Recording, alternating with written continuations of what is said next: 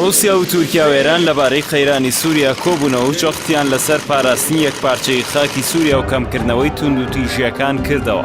هەرێکە لە ڤلادیمیر پۆتن سەرۆکی رووسیا و ڕەجەب تەیب ئەردۆغان سەرۆک کۆماری تورکیا و حەسەن ڕوحانی سەرۆک کۆماری ئێران لە شاری سوچی لە رووسیا دەربارەی قەیرانی سووریا کۆبوونەوە.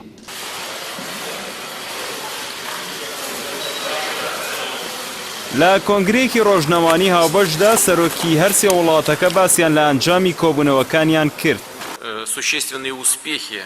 ڤلادیمیر پۆتن سەرۆکی رووسیا لە کۆنگرە ڕۆژنەوانیەکەدا ڕایگەیاند گەیشتین بە ئەنجامی باش سەبارەت بە سووریا و ڕێککەوتین لەسەرەوەی هەوڵەکانمان بەردەوام بن لە بەدیهێنانی ئاشتی و سەقامگیری بۆ ئەوەی یەکێتی و سەروەری سووریا بپارێزی.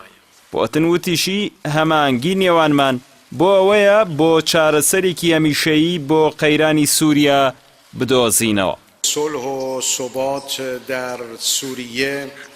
حەسەن ڕوحانی سەرۆک کۆماری ئێرانی ئاماژەی بۆەوە کرد هەماهەنگی نێوان سێ وڵات کاریگەری دەبێت بۆ کەمکردنەوەی کرژیەکان و زەمینەی بەدیهێنانی ئاشتی. ڕوحانی باسی لەوەش کرد لە کۆبوونەوەی نێوان رووسیا و ئێران و تورکیا بڕیار درراوە کۆنگرێکی هاوبەش لە نێوان پێکهاتەکانی سووریا لە حکوومەت و ئۆپۆزیسیۆن لە شاری سوچی رووسیا ببەسرێت بۆ ئەوەی دەستوورێکی نوێ بۆ سووریا بنووسرێتەوە و بە زووترین کاتی هەڵبژاردن ئەنجام بدرێت. basın mensupları, hanımefendiler, beyefendiler. لای خۆشیەوە ڕەجەب تەیب ئەردۆغان سەرۆک کۆماری تورکیا ڕایگەیاند کۆبوونەوەکانمان بۆ ڕاگررتنی ئاگربەستە لە سووریا و جەخل لە کۆتایی هێنانی توندوتیژیەکان لە سووریا کراوەتەوە.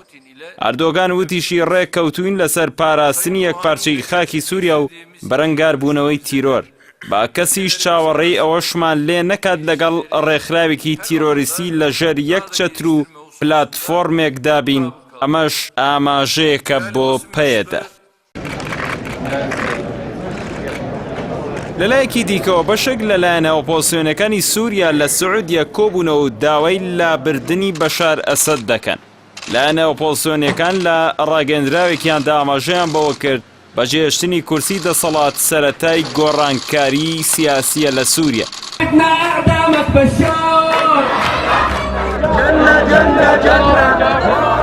دوای 6 ساڵ لە جەنگ لە سووریا و کوژرانی نزیکەی 500,000 کەس لە وڵاتەدا ئاماژەکان بۆ دەچن جەنگی سووریا لە کۆتایی نزیک بۆتەوە.